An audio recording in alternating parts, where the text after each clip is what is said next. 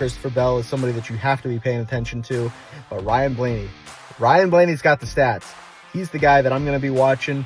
He's the guy that I think can win this race today. He won the race last fall. I think he's going to do it again here today. Following is a production of The Garage Area.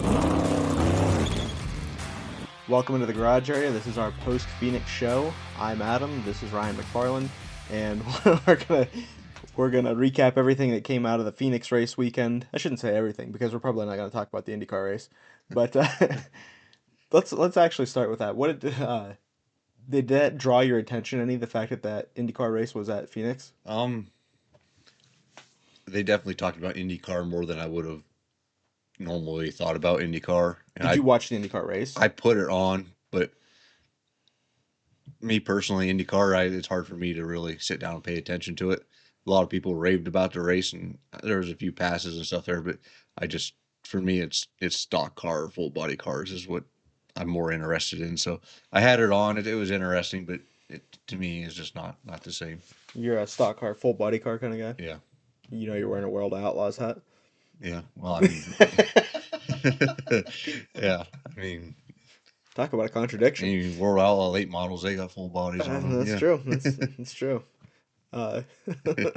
Anyways, yeah, I didn't end up watching it, but I had a lot of stuff going on Saturday anyway, so I didn't get it really. I just caught the last couple laps of the Xfinity race even.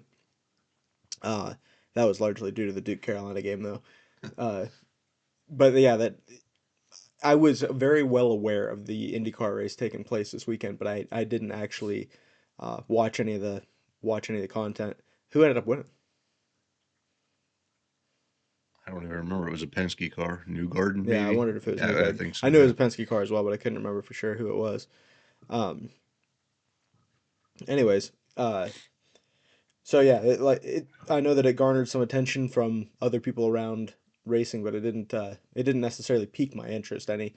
I just didn't know if you happened to watch it and what you thought of the racing. I mean, you watch the Indy 500 every year. Yeah, a lot of times anyways. Yeah, I mean, mostly. And I do as well. Like, I'll tune in for the Indy 500 because I understand that it's a big deal and I'm interested to see how that goes, but it's not like I'm not then attracted to other IndyCar races. I think for me, IndyCar looks better on the road courses or the big ovals. I feel like the big ovals at the draft and stuff draws more action for me than maybe a short track like that would. That's kind of, now that I think about it, I think how they zip through the corners as fast as they do and how technical they are. I mean, we're not getting quite to F1 levels technical, but I think that's more of a draw to me. I'll pay attention to that for a little bit, but still, even that, IndyCar is not really something I pay much attention to. Yeah. Did they fan it way out on the dog leg? No. That wasn't in there? No. They have the Talladega rules, no going below the yellow line. Oh, so, really? Yeah. I didn't even know if that was something they could do, like technically with the car. They said they couldn't do it with Bell, Townsend Bell, was that his name? Yeah. They talked about it a little bit on the broadcast. He said, even if we could, we couldn't do it. Yeah. Yeah, I don't know if that would it would upset the cars too bad, or if it'd be a tire issue or what. But speaking of tire issues, we did have a lot of those in the Cup race on Sunday. A lot of people online are upset. I had a guy that I work with that he's a Kyle Busch fan. He had a rough tire day. Yeah. He's very casual in the viewing anymore. I mean, he used to be a big fan and he's kind of dropped off recently. I think it's piquing his interest again, more recently. But he's the reason I bring this up is he came to me today and he goes, that was just a terrible race yesterday. And I said, really? I said, I don't know that I would agree with that. And he's like, well, NASCAR's got to do something about Goodyear. They can't keep tires on the race cars. I said, I don't think it's a Goodyear problem. No. And that's what I was going to ask you, what you thought. I mean, there was a lot of tire failures yesterday, but where's the blame lie? Is it with the teams or is it with Goodyear? Well, I mean, when you have the same teams blowing tires all the time, I would say the teams. Zilich blew 3 or 4 tires.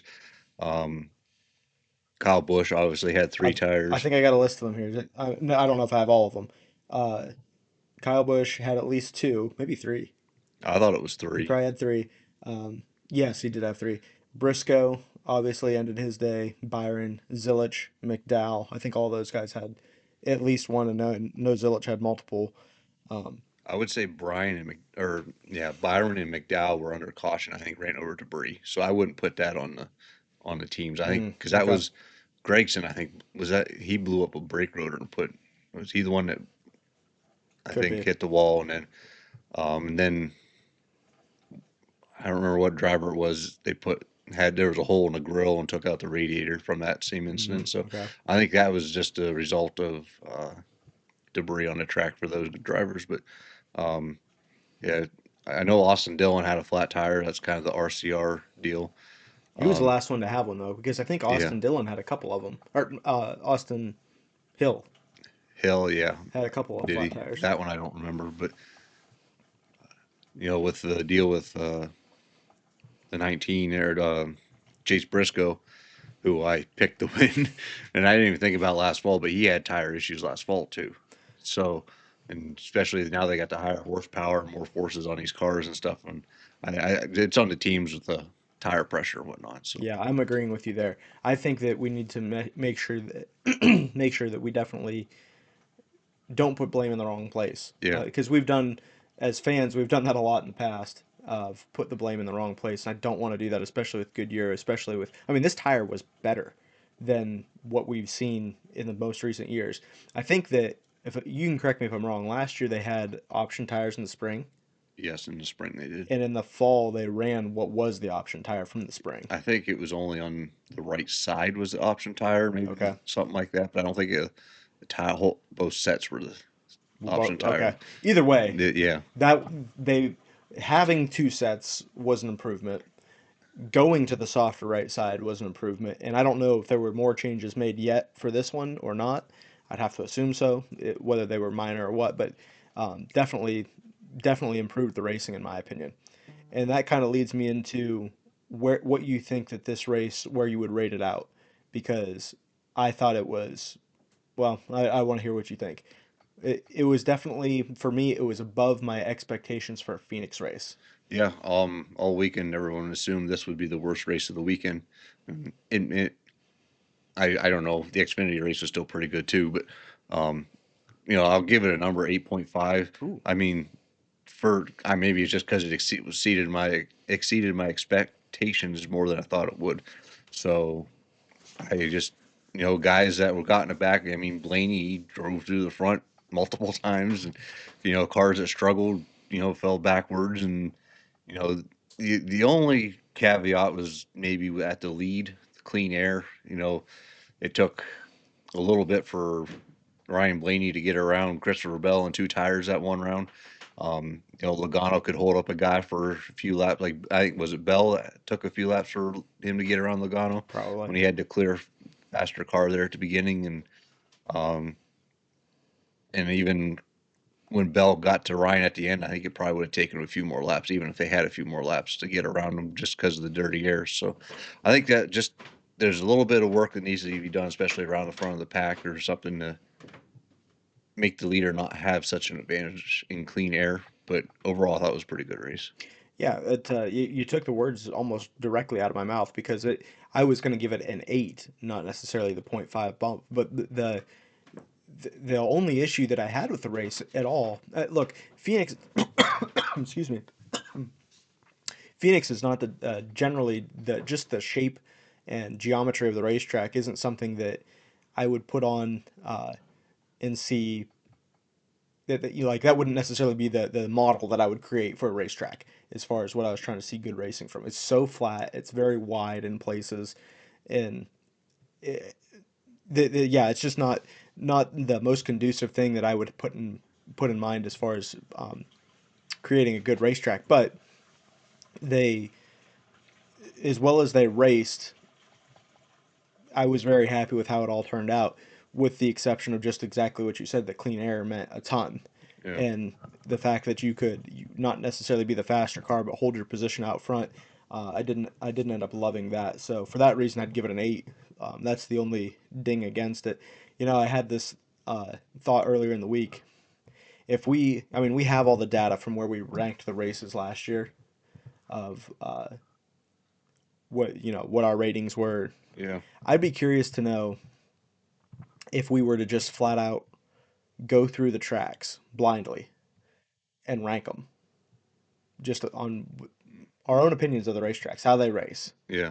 and then compare that to what the race ratings were last year to see if we were in the ballpark or not. Like if I said, Las Vegas that's coming up this week, that's my third favorite track because it always puts on a good show. And then it had like a 6.5 rating Yeah. last year. That'd be interesting. Um, maybe we'll do that at some point. But yeah, like I said, those were the only two dings against Phoenix. Jeff Gluck was maybe it was Bianchi. One of those guys on the teardown was like, I can't imagine what your reasons would be for voting no in this. It's like, well, the clean air factor is why I'm voting no. But that's it. Yeah. Like you just said, Blaney drove back through the field twice, um, and that's I do kind of wonder if Ryan Blaney hadn't had the two loose wheels, would we be talking about something different as far as whether or not we enjoyed the race? Because if that 12 car just kept it out front all day, would it be like, didn't really care for this race? But was it the entertainment factor of him having to come through the field and then have to be on an off strategy at the end in order to win the race? Do you think that played into the factor of thinking it was so good? Yeah, possibly. Because I think at one point when Bell was dominating, I think like it was starting to get a lull to it. But I mean, the Ryan Blaney coming through the field maybe kept the interest in it and Yeah, how things played out in the end with two tires versus four tires. And too bad that one late wreck happened. That kind of hurt the guys on four tires because it could have. yeah, Yeah. yeah. It's definitely a bad deal because my pick ended up getting swallowed up in it. Uh, we'll talk about that here before we move on. You picked Christopher Bell for our garage area picks, and I had Zane Smith again trying to halfways lay up, but knowing that he ran around the top 10. And he did run around the top 10 again today. I mean, he was 11th to 15th most of the day. And obviously, Bell was racking up the points out front, leading, winning. Did he win at the second stage? Yeah. And, excuse me. Uh, you obviously made up or put a gap between us. Yeah. Where did it all shake out? I mean, Zane ended up getting crashed, so Yeah. So look at the smile on his face. He can't even control it. Zane finished 27th and Christopher Bell finished second. Um, Zane only had 10 points and Christopher Bell had 54. A few more laps, it could have been 74. Yeah, So I thought I had the standings here that would,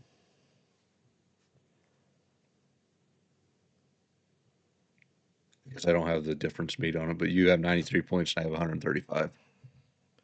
okay, so 35 plus 7 is what, 42? Yep. that's some Common Core math right there. But yeah, so I mean, that's a lot of points that were just gained in that one race. Yeah. So I'm that sure somewhere along the line it'll flip flop. yeah, but I mean, it's yeah when you use the big guns, you need it to pay off, and a second Yeah. place finish is great. And that in the strategy aspect of this, You hope when you pick the big gun, they go big when they right, do it. Yeah. exactly. Like if I'd picked Logano for this race, which I considered, Yeah. it. I mean, he ran well. He qualified on the pole, ran in the top five, top 10 for sure all day. Ends up getting crashed, and we'll talk about that. But yeah, you can't have days like that on your big picks. And I was gonna be, you made it pay off, and I'm impressed with Yeah. that. My wife, who just like I mean, she's sitting there while I'm watching the race usually, and she'll ask me questions. I mean, she knows who drivers are, at least a fair amount, like the more popular ones. And she asked me most every week at some point during the race, "Who'd you pick today?" And I said, "Well, it depends on which one you're talking about." She goes, "Well, you do it so confusing anymore." And I told her, I was like, "Well, there's some strategy involved in doing it this way. If I end up, having to use one person throughout the year, throughout the regular season, you have to pick a little bit of or you have to use a little bit of strategy with your picks." I said, but I picked Ryan Blaney to win the race as far as who I think could actually win on the day. But my strategy pick was Zane Smith, and it was literally just about that time that he got crashed. And I said, well, that's going to do that. That's going to do it for that. But I was surprised that you didn't stick with Bell to win the race for the pre-race pick. I thought about it. And I was like, man, maybe I'll just keep it separate. Maybe if I do the strategy pick or whatever, that maybe I'll just pick a different guy, whatnot. But I almost picked Cindric for that one, and he got crashed too. So But he ran really well yeah, also. so Uh, I guess we should talk about that. Both SVG and Austin Cindric had really good runs going throughout the day, and Cindric got crashed. I don't know where did SVG end up? I think he finished 11th or just outside of, yeah, 11th. And I think he had a couple flat tire issues also. Yeah, he did. So I know at least one. I thought he had like a second one too, or He, he I, got, or maybe he just got spun out or yeah, spun out that one. I believe he got spun when not sure what happened in that one. Oh no, that was Zilich. I think that Ryan Preece Yeah, that was there was Zillage. contact there. I can't remember what happened to SVG, but he definitely did get spun at one point. Um, and he had a flat tire, but that could have been a result of the spin. I'm not sure. I think he had a flat and spun out once, but I felt like he got spun in another incident also. So, Could be. but I can't remember. There were so many yeah, cautions that they're all kind of running together a little bit. Uh, but yeah, Austin Cindric, where did he end up finishing? um, over the fence, Yeah, big hit for him. 34th. Just killer for a good run for him that aren't always stacked together for him. You know, we have a lot of the conversation about, well, I have a lot of the conversation about Alex Bowman and how he shouldn't be in a Hendrick car. Where are you at on Cindric? Think he should be in the two car? Do you think that, hey, William Byron was a slow starter too? Just give him a little bit and it might take off. Yeah. His finish is not indicative of how he ran today, but True. Penske's cars as a whole run well at this track, so you expect him to run up front. Um, I still think he was probably the third best Penske car because I felt like him or Blaney and Logano ran ahead of him most of the day. So if you put it in that aspect, I feel like he still has some work to do. Um, Definitely got to see what the rest of this year brings for him because this would be what his fourth or fifth year or something like that. I think 2022 was his rookie year. I think he came up at the start of the next gen. Did Brad Yeah, go to RFK as soon as they introduced the next gen? I think so. Yeah, I'm pretty sure that was the case. Yeah, So that would be 22. 22 minus 6 is 4. So Yeah. He's really not had a I mean, did he win the 23 Daytona 500? sounds about right. Yeah. Yeah, I mean, so he's had some. I mean, he won at Talladega last year. He's had some notable good runs, but Yeah, they're not stacked together really yeah, tightly. And again, that's the same thing you could say about Bowman. yeah.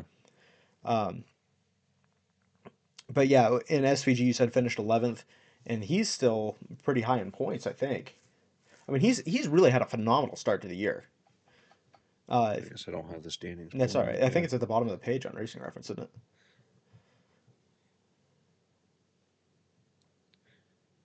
it has him 6. Okay. So I was gonna say I thought he was somewhere in the top 10. Um, he was 5th after Coda. I remembered that. So he just fell a spot this week. so yeah, I mean, just you couldn't ask for a better start. I don't think that him running well at Phoenix is necessarily indicative of he's going to run good at the ovals. I think that Phoenix is a good racetrack for him. It's technical, it's slow corner speeds and all that kind of stuff, throttle modulation and all those type of things that you would same type of skill set that you would have from on a road course. If he runs top, well, if he finishes 11th or in the top 15 and runs strong at Las Vegas, I'm going to say he's a real deal this year Yeah, because I think that that's going to be the benchmark of where can that team run. And if he can pull it off at Vegas, I'll be very impressed. But I'm excited for him. I think that him running well is good, and I think that he's definitely shown improvement. But I'm not all the way in yet. You know what I mean? I'm not yeah, necessarily thinking that like he's going to be a consistent chase contender at this point.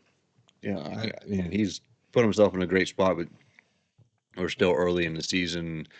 A lot of drivers that were like in the 20s, late back 20s, have got themselves back in the chase after Phoenix. Just like Denny Hamlin was one of them. He was outside the top 20, and then his fifth place finish vaulted him up to the into the chase. I don't remember exactly where he's now ninth in points. I don't remember exactly where he was at last week, but Yeah. it's still pretty early to tell. Um,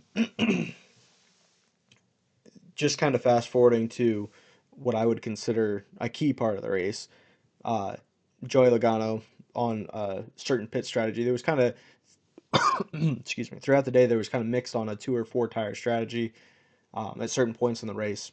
Some of it had to do with how fast they were using up tires. Some of it had to do with how close to the end of the stage they were and whatnot. But on one of the pit cycles, several cars stayed out in front, and this is when Logano was in the top two essentially, and he got off pit road first of the cars that took 4 tires. And when they went green, it was very him and Carl Edwards 2016 Homestead esque with Chastain there. They went clear down to the bottom of the racetrack, and Joey just obviously not trying to wreck Chastain, but trying to get underneath of him. Chastain just kept blocking him the whole way, um, and Joey wrecked him. I mean, that's what took place there. He obviously had more grip. I mean, it was that he was ready to go. And Yeah. I don't know where you put the blame there, whether it be is it on Chastain for blocking clear to the bottom? Is it for Joey for trying to take full advantage of that run right off the bat? Should he have cracked that throttle and let him breathe? I truly, I mean, obviously I'm a Logano fan, but I truly don't know where to place that blame. Joey Logano 100%. Yeah, Yeah, it's a racing. I mean, it's surprised it doesn't happen more often with how they go 5, 6 wide down into the splitting down below the dog leg. It's inevitable. It's going to happen. And as later the race goes on, the more aggressive it gets, and it's just a product of the track. I'll say it's at least 60 to 70% Logano just trying to. I felt like they talked in the booth that Logano just tried to push him. I don't know if that's necessarily true, but it looked more like a hook than it did anything. But maybe he just wasn't quite as clear as he thought he was to try and get below him or what. I don't know, but it just this is what it is. It is what it is when it comes to that track. I don't know if it was the car or if it was him specifically, but throughout the day he didn't seem his normal level of sharp. It just seemed like he wasn't able to block for the lead as well as he normally did. I mean, that's what won him a championship in 2024 is he Yeah, just was able to keep Blaney behind him with the arrow stuff. And he couldn't hold Bell in the position that he needed to. And what didn't seem like he was making good decisions on where he was running his line in order to do that. To me, that incident with Chastain, and then of course the incident where he and AJ Allmendinger get together, like all of those things combined, it seemed like he had an off day mentally. yeah. Uh, I don't remember. I remember him getting together with Allmendinger, but I don't remember the specifics of that one. yeah, we'll talk about that here as well. Were you were you surprised when the first time I think it was the first time Blaney drove through the field? No, Blaney had caught Bell for the lead, Yeah, and he had just given him the bump. Like Blaney was the better yeah, car and set him up the racetrack. There was like I don't know how many laps to go. There was quite a few laps to go yeah. yet. Um, were you That kind of surprised that he was that aggressive that early, or do you think it meant that much to be in the lead and control the race? um probably wanted to get out of the dirty air. He knew Bell had 2 tires at that point, and he didn't want the tires to equalize. So, um, if there was a possibility of going green, I don't know if they still had to make pit stops at that point. I think the pit stops were required. So you want to get out and lead and stretch out that lead for pit cycles if it were a possibility of showing up. So, um, considering the day he's had, I imagine he was at a high aggression level and just was ready to take the lead. So Yeah, that was the same point. Just as he was about to take the lead, that Kyle Busch had blown a tire and SVG had a second spin, so it was caution came out before he ended up making the pass, and they came down pit road after that. But it was after that. So the thing with Joey and Ross happens, the bump and run happens, the caution comes out, and the following restart was same deal where Logano, like we just talked about, goes to the bottom of the racetrack. While he's down there, AJ Allmendinger gets a run on the car in front of him and moves to the inside. And when Logano comes back up the racetrack, his right rear quarter panel comes across the nose of AJ. Excuse me, and ends up wrecking Logano. I'm, I don't know where you, like I don't know how you put the blame anywhere but on Joey for that. Like you move down, you want to move all the way back up, and the car's there. Like yeah, I don't know how you're supposed to spot for that. Of like, yeah, 16's inside this person. He's about 100 yards away from you because you've gone to clear down to the inside yeah, wall. But I, it's hard to put any blame on his spotter for not letting him know that there's a car inside there because of how far across the racetrack Joey had moved and then came back.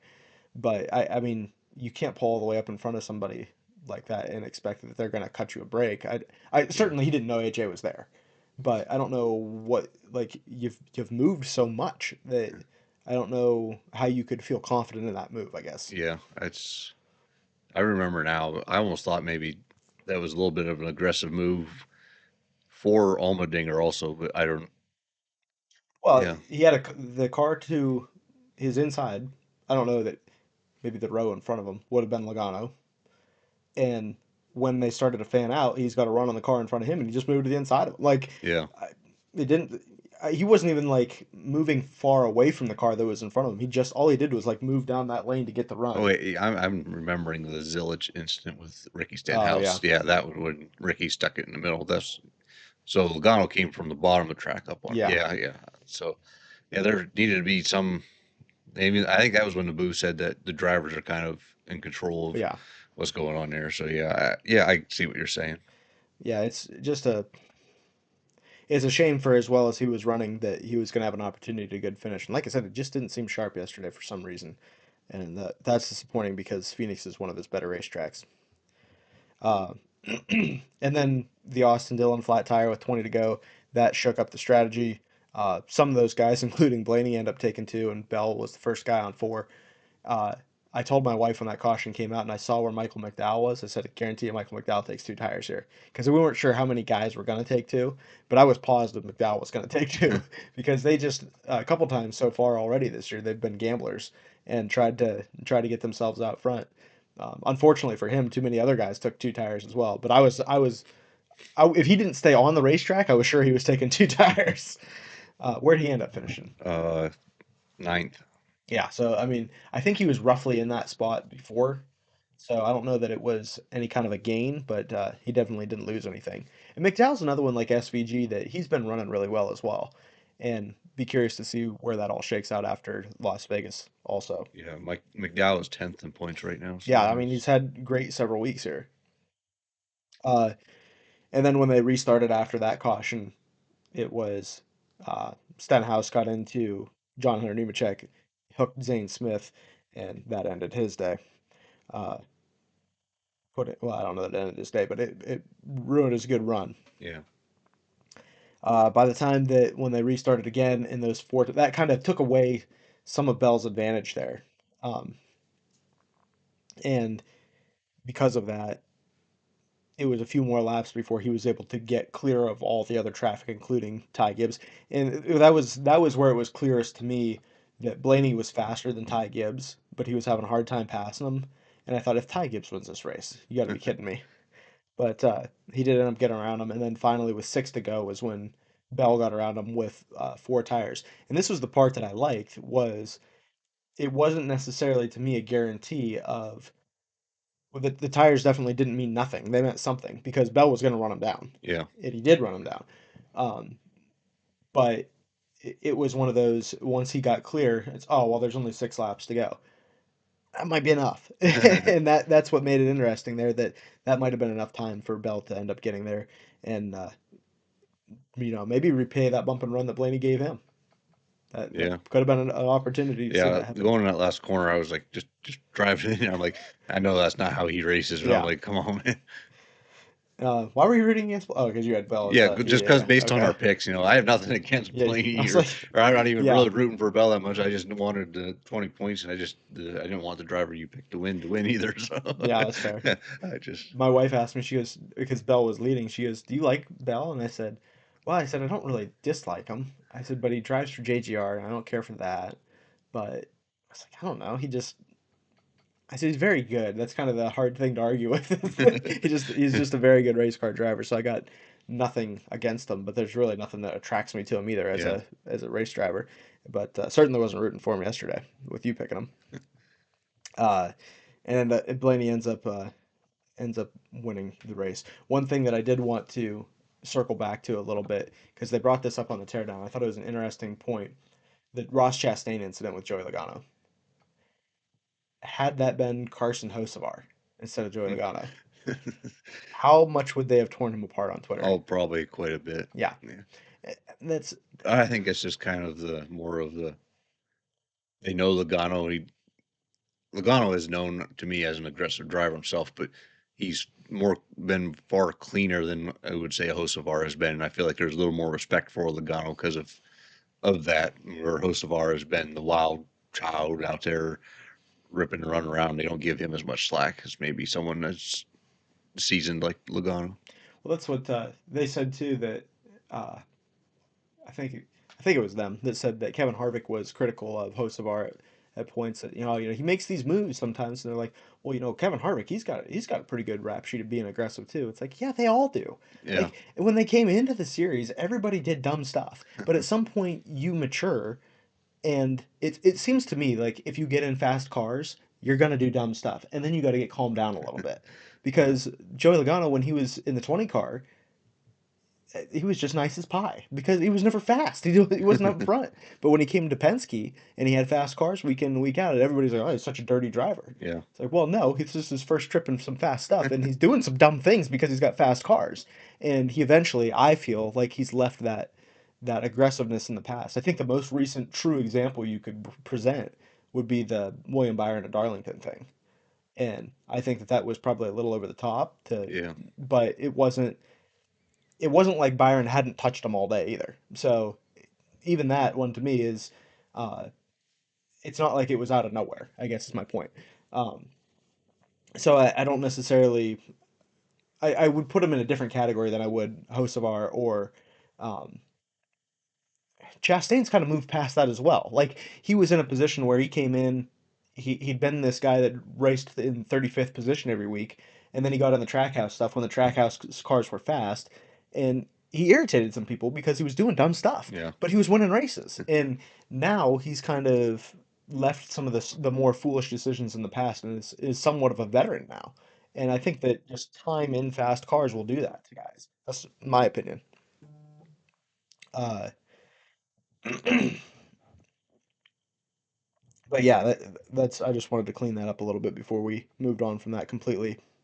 Uh, Speaking of hateable guys, I don't know that I personally saw it, but I've heard that with Reddick winning the first three races, that he was getting some hate for. I saw it online, whatever, but Do you feel that at all? I personally don't root for that team or anything. Like, again, same with Bell. I don't have nothing against Reddick, whatever. But as far as hate and stuff, I don't feel any hate for him or anything. Yeah, it's like I feel hate for Austin Hill. I feel hate for Ty Gibbs. I feel hate for Joey Logano. Sure, don't know why, but it's there. I mean, I'm not really sure what I manifested don't. that in you, but I feel the like there was something, and I don't remember it anymore. But was it when Chase Elliott wrecked him at Darlington or at Bristol? Is that what it? Because Logano was going to win that race till Elliott put both of them in the wall. yeah, That's kind of the opposite of yeah, what you're talking about. yeah. I don't remember. It may have been during the Jeff Gordon era. That was I don't know. yeah, We don't want to get hung up on this all night, but yeah, I'm in the same boat. Like I don't have anything against Reddick. I think he's a very good race car driver. Um, I actually probably like him personally more than Christopher Bell, but I'm not even I'm not like, oh, Reddick's out front. I'm excited to see him win, unless he's like, I don't know. Some of the really hateable guys are gone as far as people that I couldn't yeah, stand. Again, if he and Kyle Larson were racing for the win, just because I think that Kyle Larson can win a lot of races, and I don't want to see him win another championship, and he drives for Hendrick, like I would be rooting for Reddick. But I'm not. And again, I don't really have anything against Larson either. yeah, Um, and Larson's another one that does a lot of dumb stuff, but is in fast cars, and you have to look at the talent. I don't really know why Larson never got the same rap as those other guys. Because he's wrecked guys. He's done dumb things. He's yeah. stepped over the line before, and I don't see like I don't know that he gets labeled as some of those other ones. Maybe it's just for as long as he's been in. I don't know. I don't know. But would you agree with what I'm saying or not? Yeah, Yeah, yeah. As far as Reddick goes, I don't see the heat. yeah, But unless they just don't want to see a guy winning all the time or something, or they believe. I mean, there's conspiracy theories that NASCAR's letting him win because of the lawsuit and this and that. yeah. That makes sense. That's Uh, do you think that he is a lock for the top three, like some of these guys have said? Um, he did run well today or yesterday, right? Yeah. Because I know Danny said something about that on his podcast. He's locked for the top three, but I'm not ready to put him there yet.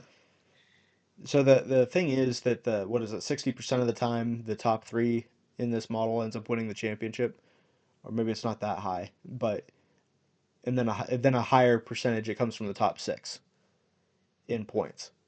Have you heard any of this?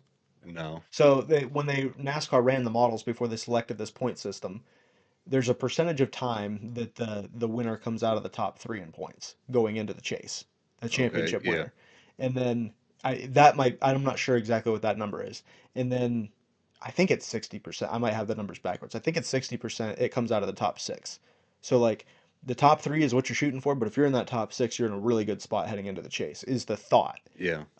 based on the models that they ran. And so I think that's why it's so much talk about him making that top three, is because your odds of winning the championship from that top three position are better. Yeah. Yeah. Um, I mean, he's gonna be. I think top five for sure. yeah, Yeah. yeah, I don't see how he couldn't be. Like Reddick's not one of those that's like, oh, let's go to Vegas and see how he. Like I'm Yeah. not worried about that. He's gonna be fast. Yeah. Um, Alex Bowman out of the race car with Vertigo. Anthony Alfredo ended up getting put in it. He had a good run. I don't. He wasn't running as well as he his average running position throughout the day wasn't as high as where he was running when he got wrecked Yeah. because he was up there due to some tire strategy. Yeah.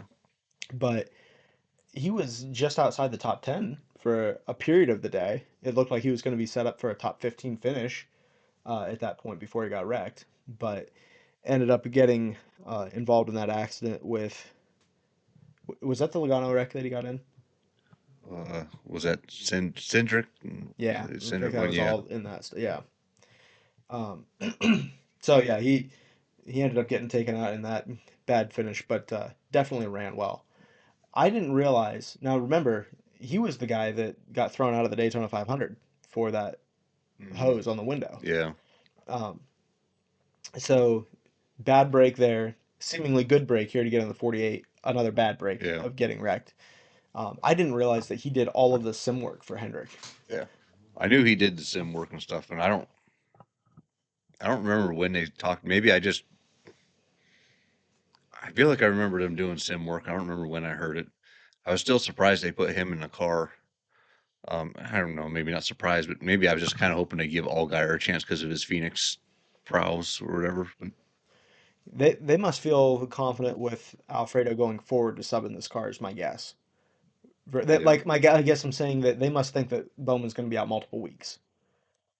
yeah, I haven't heard. I don't know. I don't fully understand what vertigo is or vertigo or whatever, just a dizziness or something. But I can't claim to understand it fully either. yeah, I've heard that it makes doing basic things very difficult mm, with that when you're suffering from that. So I've never had it, don't ever want it by the sound.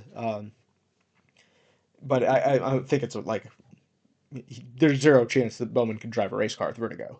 And well, yeah, right, yeah, but I don't it's just know. a recovery time. I'm not sure of Yeah, arm well, you got stuff to or figure out what's causing it in the first place. yeah, So I don't know what it would take to get that cleared up, but it just almost feels like he's going to be out of the car multiple weeks, and that's why they went with Alfredo. Is my thought is that I think that his skill set will translate in that 48 car multiple races versus if it was just a yeah this is one race deal. Allgaier might have been more of a contender for that seat. yeah. I don't know. I know that Jeff Gordon talked about him driving the street car around a racetrack and stuff, trying to get ready for this weekend. So I felt like he put in a lot of work. So I feel like there's got to be pretty close to coming back within a week or two. He could So be. yeah, He could very well be. I honestly, yeah. I can't believe they didn't put Cletus McFarland out of the car. He gets in everything anymore. Uh, Considering some of the stuff I heard out of the RCR camp in the 8 car over the weekend, I'm surprised that Kyle Busch doesn't go to the 48 and they put Cletus in the 8 car. that's probably the most deserving thing. Yeah, Um, I guess there was some frustration with Kyle Busch I over heard driving that. his car or whatever. when he did, just needed to get it to the next caution or something like that. He blew out a tire or something. My understanding is he had a flat tire, and pit road's closed, and they just needed him to limp it around until pit road was open, Mm. and because everybody was going to pit. Yeah, So if he'd done that, he'd been in a better track position spot, yeah, and he came in with pit road closed and put him all the way to the back because obviously it's a penalty. So I think that was some of their frustration there. But you know, what actually helps your track position a lot is if you bring a fast car to the yeah, racetrack, and if you don't set the car up in a way that it constantly blows tires. yeah, So if you do two of those things, RCR, Kyle might end up running a little closer to the front, and then you don't have this issue. So I I cannot believe the discourse that I see online of, oh, maybe Kyle needed JGR more than JGR needed Kyle. Maybe Kyle's really not that good. Maybe he was just in fast cars all this time. No, Alex Bowman's in fast race cars and not winning races. yeah, Kyle Busch was a fast driver in fast cars, won championships. That didn't go away. Like he was still competitive when he left JGR. He's not competitive at RCR because RCR's cars stink. yeah. Yeah, yeah, it's just nuts. One last thing I wanted to wrap up on with the Alfredo Bowman thing. I thought it was interesting that Phoenix is where Bowman replaced Junior. What Junior had the concussion thing. Yeah. That was, I believe, at least that's the stat I saw. That's where Bowman got in the car for Dale, and now this is where Bowman gets replaced for Alfredo. I'm not saying Alfredo is going to be the driver going forward, but Yeah. yeah, I do think that there's. Let's just. I don't want to spend a ton of time on this. We could talk about this another time too, but 48 car. Let's just say that it's open. Let's say that Bowman's out of that car. Forget about contract situations. Who's the first guy you want to put in that car that you think is realistic? I guess. It's like, Mm,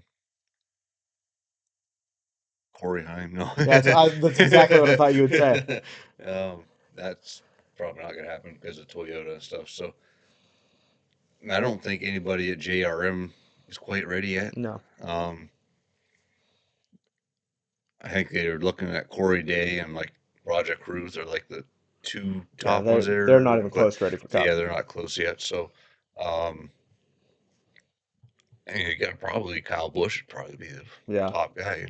Connor Zilisch maybe would be if contracts didn't matter. Yeah, It'd be somebody that I'd want if I yeah, was. I guess you could say that. Yeah, Um, yeah, I think Kyle Busch would be a top contender for that. Um,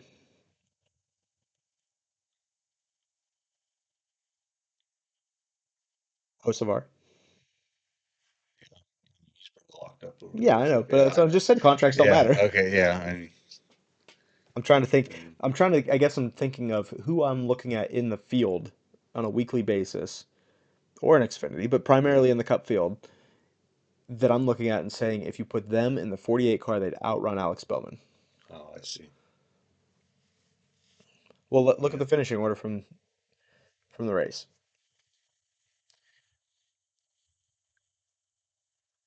Is there a name that jumps out at you? you could say everybody from GGR and put Right. it in there and things like that. So I don't know where you want to put the line. It's you uh, say contracts don't matter, Guys that but aren't in the with currently in the big three yeah, or I mean, 2311. I'll throw them in there as well because they're yeah. fast. Mm, I mean Kyle Busch and Zillage, and even SVG if you want them for the Yeah. road courses and stuff and whatnot. But I don't think SVG is going to be well rounded enough yet Yeah, to say that, yeah, he would consistently outrun Bowman as far as an average finish at every racetrack. yeah. There's only a couple names. So really, it's really just Illich and Bush, yeah. Bush that you'd think of. Yeah, that's fair. That's fair. I mean, I think maybe Todd Gilliland. I think he outperforms in that equipment too. So I could. I think Zane Smith's a lot more Oh, talented than his oh Zane, equipment as yeah, well. that was Zane too. Yeah. Um, I don't know why I believe in that guy, but I mean, I agree with you that Yeah, now that you said Zane, yeah, I completely forgot about him. I didn't see him on there. So yeah, I'd have to do a little more digging into the Xfinity series before there was somebody that really jumped out at me there. yeah, But um, this was just a passing comment. I heard from Chase Elliott talking about the cool shirts, and they were asking him. I think it was Jeff Gluck actually was asking him his whether what he decided about using them and how comfortable he felt with them, knowing that there was a bunch of failures. And he was saying that the cool shirt's been around for a long time, probably longer than people realize. The reason it's getting talked about is because they're failing. But he said that it's so much hotter in these cars. But the comment that he made that really got me was in the Gen 6 car, if you held your hand out the window of the car. Did you see this interview? Yeah, I saw it. Yeah. If you held your hand out the window of the car, you were getting cool, fresh air. And in the next gen car, if you held your window out the or you held your arm out the window, you if you didn't have a glove on, you'd get your hand burnt because that's how hot the air is that's coming through the hood louvers and over the car. That's wild to me. Yeah. That's a thing. Yeah. I'm surprised this is the first we've heard about it. Yeah, I mean, we're 4 years into this car now, and it's just, and everybody has said all along, oh, they're so much hotter, they're so much hotter. But like that's the first real explanation I've heard as to what makes them hotter. yeah, and the exhaust out both sides Yeah, because it that's a used good to point. always go out the passenger side, right? It's been on both sides. I've seen it on both, like not two different. I mean, there's been times in history when it was on both sides, but in our lifetime watching, it's been on the passenger side and the driver's side. I've seen it both sides in our race watching lifetimes. Oh, I always thought it was out the passenger side. It, I think that was the most recent one where it was a fix was on the passenger side because uh, just of the way that the car goes into the corner. You're trying to Yeah, exhaust everything out that direction. yeah, but anyways, it just I feel like the exhaust is shorter under the car. It like comes out like right underneath the driver's feet too. It Yeah. doesn't like It used to be escape right it. in front of the rear tire. Yeah, And now it's like at the jack post or just yeah. behind the So, jack post. um, but yeah, everything felt like just made the car hotter, and then the cool suits have to work harder to keep up, and they're having failures on them. Yeah. Do you want to talk about your brother Cletus McFarland racing for RCR? I wish he was my brother. You guys look similar enough. I'm a little short for that. Wow, that's just because you're sitting down.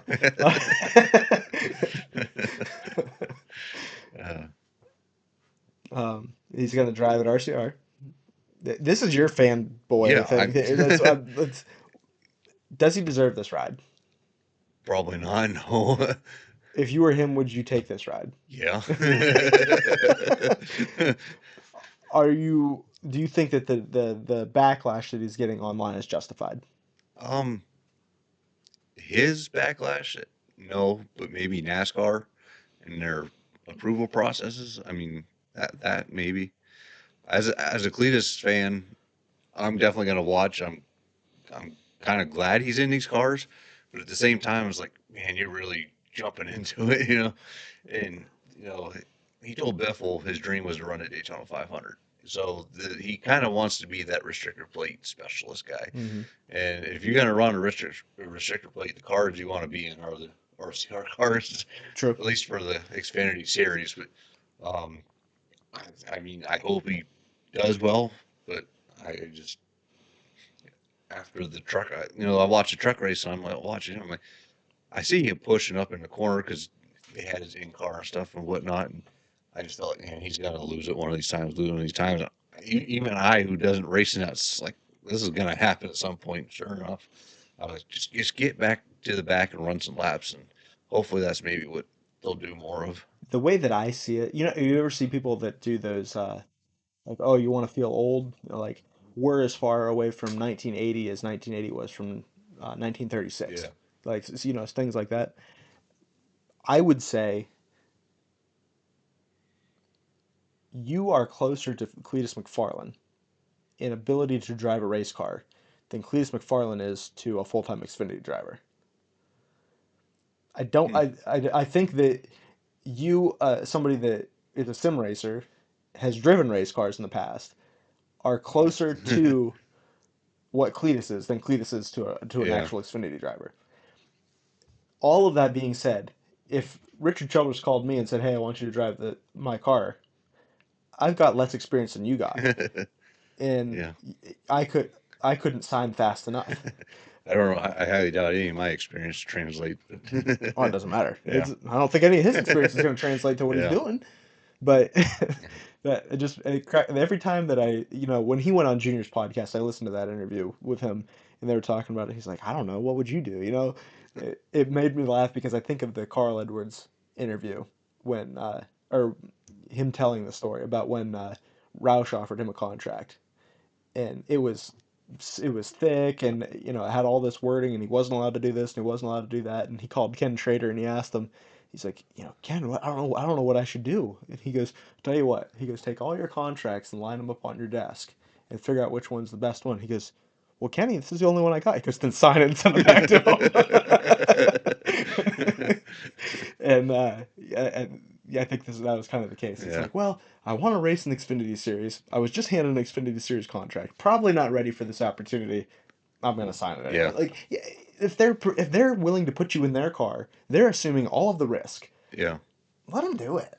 The only thing about this that kind of, I don't want to say changed my mind that he's moving too quickly, but RCR does have more resources, especially with the sim and stuff. They can put them in and probably teach him better than some of these other, his ARCA team and stuff. I feel Yeah. like they just kind of throw him in a car. I mean, they do have some teaching moments with him and stuff. And Biffle was a lot of that with Yeah. the, you know, walking them through what to do and whatnot and stuff. But, RCR has access to more, uh, Yeah. training Well, opportunity and stuff. let me So, ask you this: physical limitations aside, if you went to RCR today, do you think that you would have? Let's skip the spring Talladega race. Let's say the fall Talladega race, or the summer Daytona race. Let's even put it there, and say that's you have from now until then to get prepared for that, just with the resources that RCR has. You're not going to race in the Xfinity Series, but you're gonna be on the simulator. You're going to race other things. Do you think you could be taught well enough to race well enough by August or whenever that race is? yeah, I don't know. It'd be tough, wouldn't It'd it? be tough. Yeah. So I'd be curious to know how they're gonna make this all shake out. Yeah. But A lot of times, also, I feel like I'd be better in a real car than I do online or simulator oh yeah, too. I've But had that yeah, thought too, and I think yeah, that I'm just got my head in the clouds with that yeah, one. So, uh, but I do agree with you. There's just certain like I've heard the difference explained that sim racing is visual and driving is seat of the pants. yeah, And I would feel like I personally would thrive more with the seat of the pants thing than visual. But I don't know. I'll never have the opportunity, so it doesn't matter. Uh, unless this podcast takes off and I get a lot of money and I become a YouTube star, then might have that opportunity. Chris Gabehart, anything new in your opinion come out this week? The only um, big piece of information was that he had a private investigator following him from JGR. yeah. That's the only thing I really Yeah, know about. So beyond that, I don't think anything's really settled yet to really talk about it. yeah, the Ty Gibbs interview kind of said that, or was kind of like thanking the team that was with him, that he has good people around him now, or Yeah, something like Grandpa that. and his So money. That's the good yeah, things that he has around him. I'm sure that they probably dumped all of their resources into the 54 car yeah, to just try to make that thing go faster. Because look how fast Denny was last fall, and he didn't do any good yeah, as far as contending for the win. And Briscoe was fast, but he wasn't, up front. Bell was fast, and I think that would be expected. But um, Allgaier ends up winning the O'Reilly Series race, and he is last year's winner of the O'Reilly race at Vegas. Josh Berry, as you'll remember, got the Cup Series win last year, his first win. Do you think that Berry's got an opportunity to go back to back? mm, I feel like he started off hot last year and fell off, and Don't feel like he started hot this year. yeah, so I feel like it's going to be a struggle for him. I Yeah. mean, but I've got a racetrack in my mind that I think that Josh Berry is going to be good at. Two of them, actually. yeah, Um, I don't want to tell you what they are though, and it's not Las Vegas, yeah. so I'll be curious to see how that all works out. Anything else that you wanted to cover from this weekend? I don't have anything else. Me neither. So that's gonna do it for us here in the garage area. Glad to see We're gonna Blake. make our picks for the Oh yeah, I guess we yeah, better. I guess it's not gonna do it for us here in yeah. the garage area. Uh, So I guess you go first this week. I really should have thought about this. Yeah, I was just thinking like, man, I never thought about a pick even Yeah, yet. So, um, list of drivers.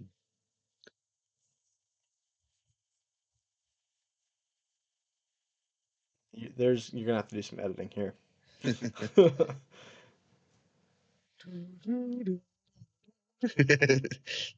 Was that the Jeopardy? Yeah, give me Bubba Wallace. Hmm.